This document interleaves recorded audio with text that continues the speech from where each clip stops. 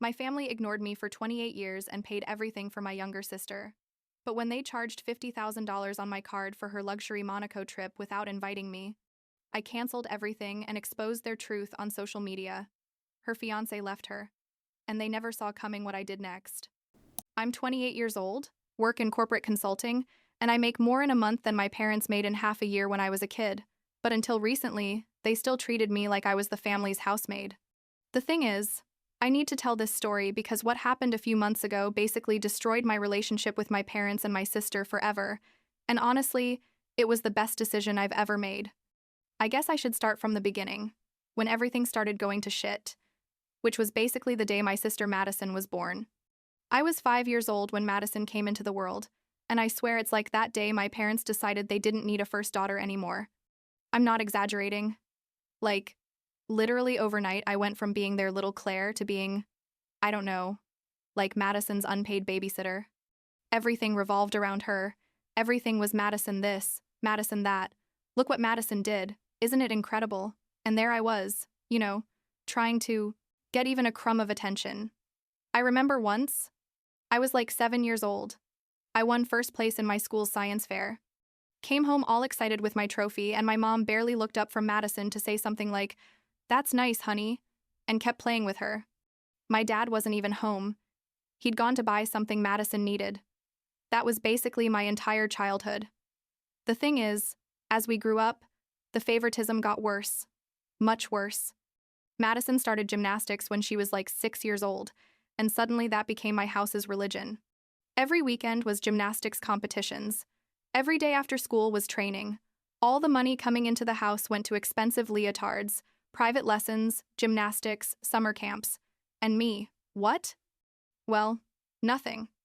When I asked for piano lessons, they told me there was no money. When I wanted to join the debate team at school, they told me they couldn't pay for the uniform. But for Madison, there was always money, always time, always everything. The worst part wasn't just that they favored her. It was that I had become her personal servant. My parents expected me to take care of Madison all the time, help her with her homework, even though I also had homework, clean up her mess, basically live to make her life easier.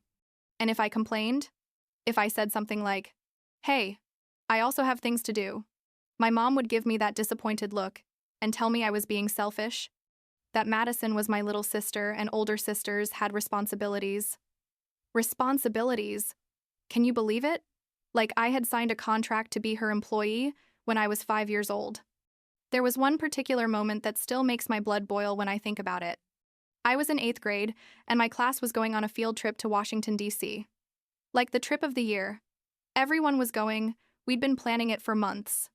The trip cost like $300, and I'd been saving from my job helping the neighbor with her garden for months I'm able to pay for it myself because I already knew my parents were going to say there was no money. Well, turns out 2 weeks before the trip, Madison had an important gymnastics competition. I think it was state or regional. I don't know. And my parents told me I couldn't go on the trip because they had to take Madison to the competition and needed me to stay home to watch the house. When I said no, that I also had important plans, my dad yelled at me to stop being so dramatic, that Madison's future depended on that competition, and my little trip with my friends wasn't that important. I cried for days, and in the end I had to stay. Madison won second place in her category, and my parents acted like she'd won the Olympics, while I missed the trip I'd worked so hard for. But wait, because this gets better or worse, depending on how you look at it. When Madison was like 14, she fell during practice and broke her wrist. It wasn't anything super serious. It healed in a couple months, but the doctor told her she probably shouldn't continue with competitive gymnastics because the risk of injury was high. Basically, her gymnastics career ended there. And guess who they blamed? Amy. Yes. You heard that right. I wasn't even at the gym when it happened. I was at school. But somehow my mom decided it was my fault because supposedly I had stressed her out that morning by asking her not to use my phone charger. I swear, it makes no sense, but that's how my family worked. Everything bad that happened to Madison was my fault. Everything good that happened to her was thanks to my parents. Fast forward to when I had to apply to college. I'd always been a good student, not because my parents supported me or anything, but because I knew school was my only way out of that house. I had a 3.8 gigapascals, had been in a bunch of clubs and extracurricular activities, all the ones that didn't require money, basically, and I applied to several universities. When I got accepted to the state university, which wasn't Harvard but was a good school, I was super excited. I thought, well, at least now I'm going to be able to start my real life, you know?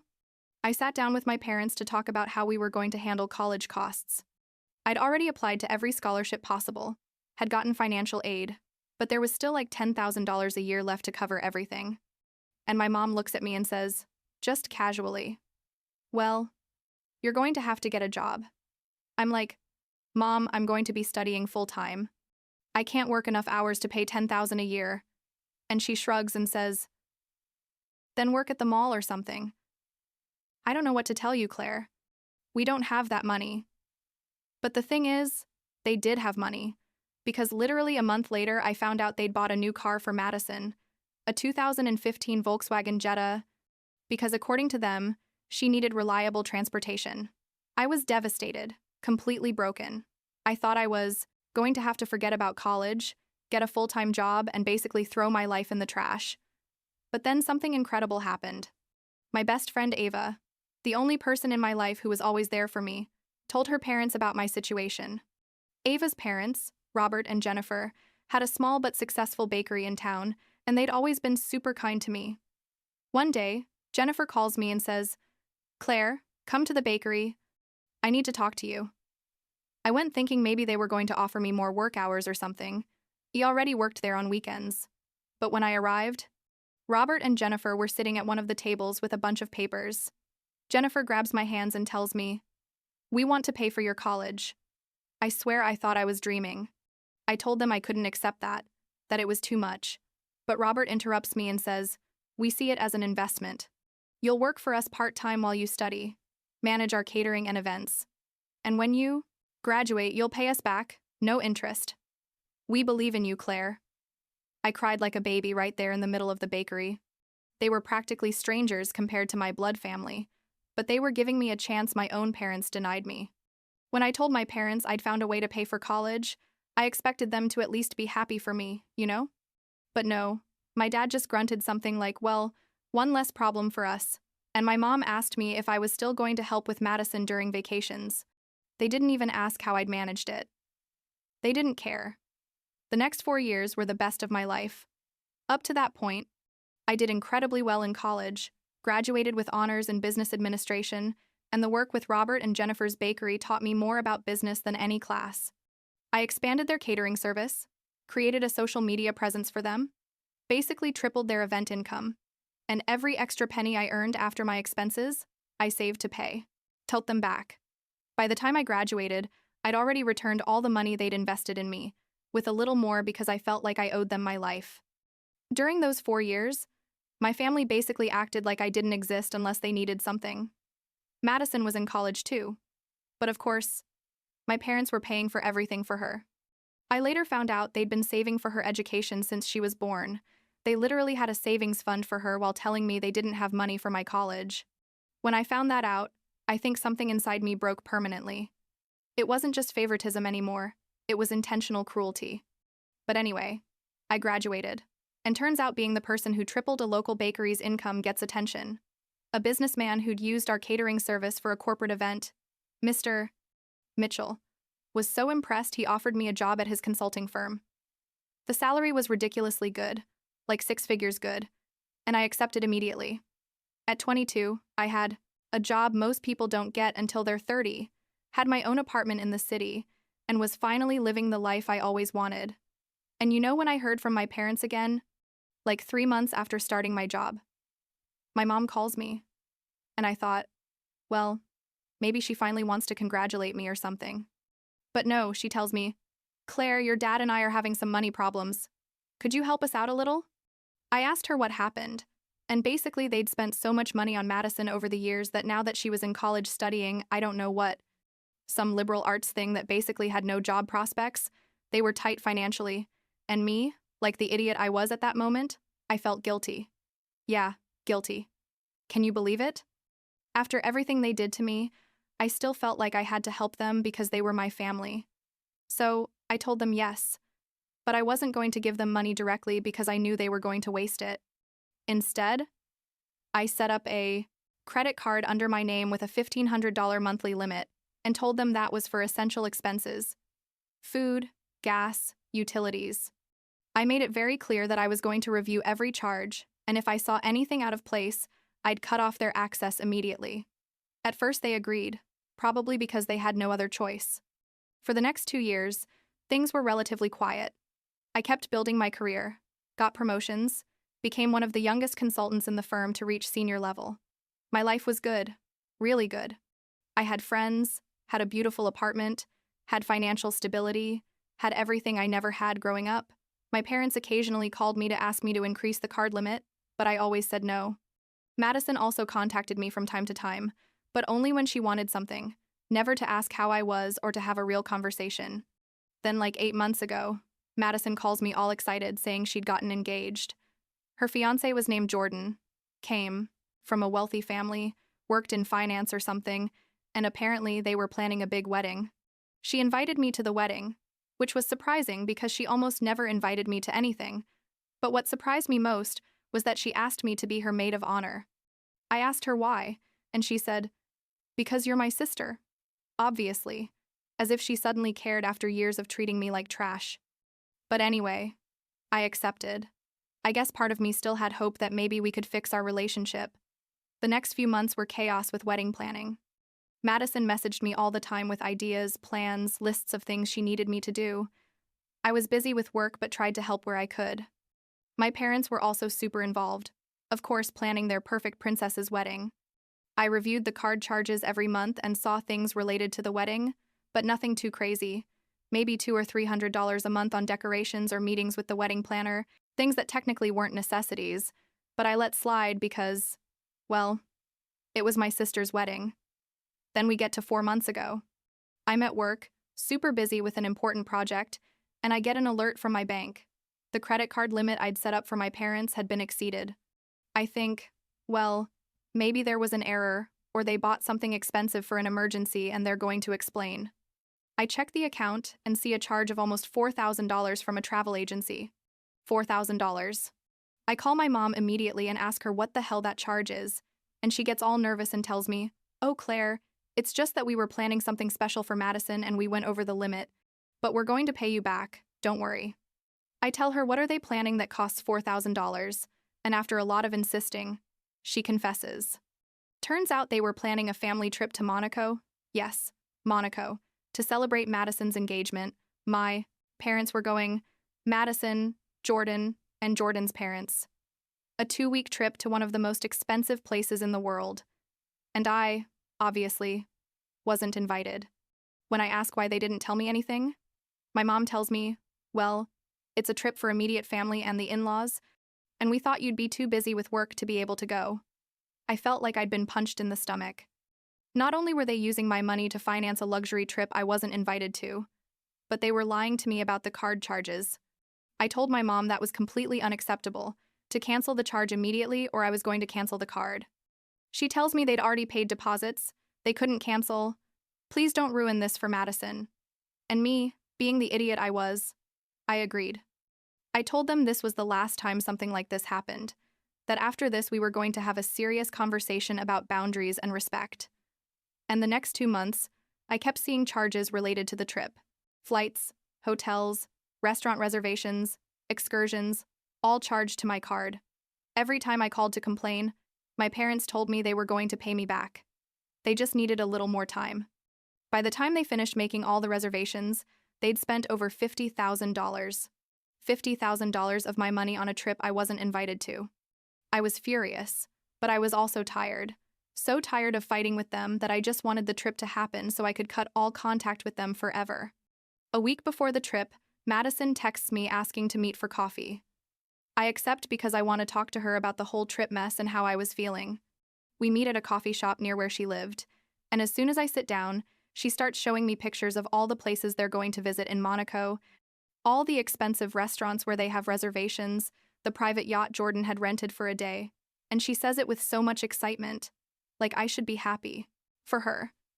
Without even acknowledging that I was paying for all of it, I finally explode. I tell her, "Madison, do you realize you're using my money for this trip? Do you realize I wasn't invited, but I'm basically financing everything? And she looks at me with that fake confused face and tells me, well, you have money, Claire. What's the problem? I tell her the problem is I'm being used, that I'm not even part of the family for you guys unless you need money. And then she tells me something I'll never forget. She looks me straight in the eyes and tells me, Claire, let's be honest, you're basically just a wallet to us. You always have been. You're not really part of the family. You're more like, I don't know, a benefactor or something. But that's okay. That's all we need from you anyway. I swear time stopped when she said that. I felt like all the air had left my lungs. I sat there, staring at her, and she just smiled, like she'd just said something completely normal and acceptable. I got up from the table without saying anything, grabbed my things, and left. She yelled something at me as I was leaving, but I didn't hear it. I was too focused on not crying in the middle of the coffee shop. I got to my apartment and broke down. I cried for hours, not just about what Madison had said to me, but for years and years of being treated like trash by my own family. And then, in the middle of all that pain, I felt something else. Anger. Pure and justified anger. And you know what? I decided enough was enough, that I was going to do something about it. The first thing I did was call the travel agency. I explained the situation, told them all the reservations had been made without my real consent and I wanted to cancel everything. The agent told me I was going to lose the deposits, but everything else could be canceled. I told her I didn't give a damn about the deposits. To cancel absolutely everything. Hotel reservations, canceled. Private flights, canceled. Restaurants, canceled. The yacht, canceled. Everything canceled. Then I called my bank and deactivated the credit card completely. It no longer existed. It was over. They were never going to have access to my money again. And this happened on a Tuesday. The trip was planned for Friday. I didn't tell my family anything about what I'd done. I just waited. Thursday night, my mom calls me hysterical, saying all the trip reservations had been canceled. Something had gone wrong. They needed my help to fix it. I told her very calmly, I'm not going to fix anything, Mom. I canceled everything. And I also canceled the credit card. It's over. She started yelling at me, telling me I was selfish. How could I ruin this for my sister? What was Jordan's family going to think? I told her, you should have thought about that before treating me like a wallet and not like a daughter, and hung up. The next few days were absolute chaos. My phone wouldn't stop ringing with calls and messages from my mom, my dad, Madison, all of them yelling at me, insulting me, threatening me. Madison sent me a message saying I'd ruined her life, that Jordan was going to leave her because of me. My dad left me a voicemail saying I was dead to them. And the most ridiculous thing is, they all acted like I was the villain of the story. Like they hadn't spent years treating me like trash and using my money. But here's the best part. Jordan's parents, who apparently are decent people with real values, found out about all the drama. Jordan told them about the canceled trip, and they started asking questions. Why did Madison's sister cancel everything? Why wasn't she invited if she was paying? When they found out the real story, about how my family had treated me for years and how they were using my money without my real consent, they were horrified. And Jordan, who apparently isn't that bad after all, realized the type of family he was getting into and ended the engagement. He broke up with Madison like 2 weeks after all the trip mess. Madison blamed me, of course. She sent me messages for weeks telling me I'd destroyed her life, that she was never going to forgive me, that she wished I'd never been born. And you know what? I didn't care. For the first time in my life, Madison's words didn't hurt me, because I finally realized that her opinion, my parents' opinion, none of that mattered. They were never going to value me, never going to respect me, and I was tired of waiting for them to. But the story doesn't end there. Like a month after all this, I decided to share my story on social media. I didn't give specific names or anything, but I told everything.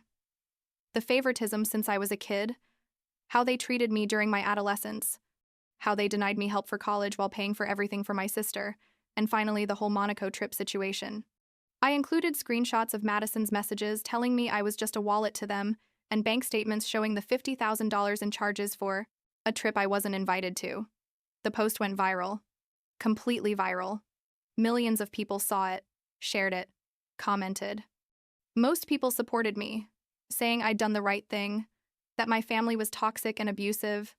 Some said I should have done more, that $50,000 was nothing for what they'd put me through.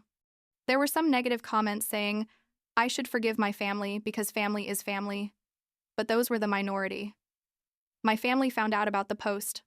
Obviously, my parents were furious, sent me messages threatening to sue me for defamation, even though everything I said was true and I had proof. Madison deleted all her social media because people had found her and were attacking her. Part of me felt bad about that, but most of me just felt satisfaction. Finally, people could see who they really were, without the perfect family masks they always tried to show. Like 2 months after that, my parents showed up at my apartment. I didn't open the door for them, but they stayed outside yelling that they needed to talk to me, that we could fix this, that we were family. I yelled through the door that they should leave or I was going to call the police. My mom started crying, saying she was sorry. They'd realized their mistakes, they wanted to start over. But I didn't believe them anymore, and honestly, I didn't care anymore. I'd spent 28 years of my life being the invisible daughter, the unpaid employee, the emergency wallet. I wasn't going to be any of those things ever again. I called the police, and they came and asked my parents to leave. After that, I got a restraining order. I don't know if it was necessary. Probably not. But I wanted it to be absolutely clear that I didn't want any contact with them. The order was approved because I had enough evidence of harassment and emotional abuse. Now, several months later, my life is completely different. I no longer have the weight of my toxic family on my shoulders. I no longer feel like I have to prove anything or earn love I was never going to receive. My career keeps going incredibly well. They just promoted me to consulting director. I'm the youngest in the firm's history to reach that position. I have real friends, people who value me for who I am and not for what I can give them. Ava and I are still best friends, and Robert and Jennifer are still more family to me than my biological parents ever were. From time to time, I get news about my family through mutual acquaintances. I heard Madison is dating someone new, but the relationship isn't serious. My parents are apparently having more money problems now that they don't have my credit card to use. But honestly, it's not my problem. Sometimes I feel guilty, you know? Like a small part of me that's still that 5-year-old girl looking for approval, wonders if I did the right thing. But then I remember how they treated me. I remember Madison's words telling me I was just a wallet to them, and the guilt disappears. Last week was my birthday, the first one I'm spending without any contact with my biological family. Ava organized a surprise dinner with all my friends, and it was perfect. Nobody asked me for money, nobody made me feel less than, nobody acted like my existence was an inconvenience. And while I was there, surrounded by people who genuinely care about me, I realized that I'm finally free. Free from the toxicity, free from impossible expectations, free from being invisible in my own family. And that, honestly, is the best thing that's ever happened to me.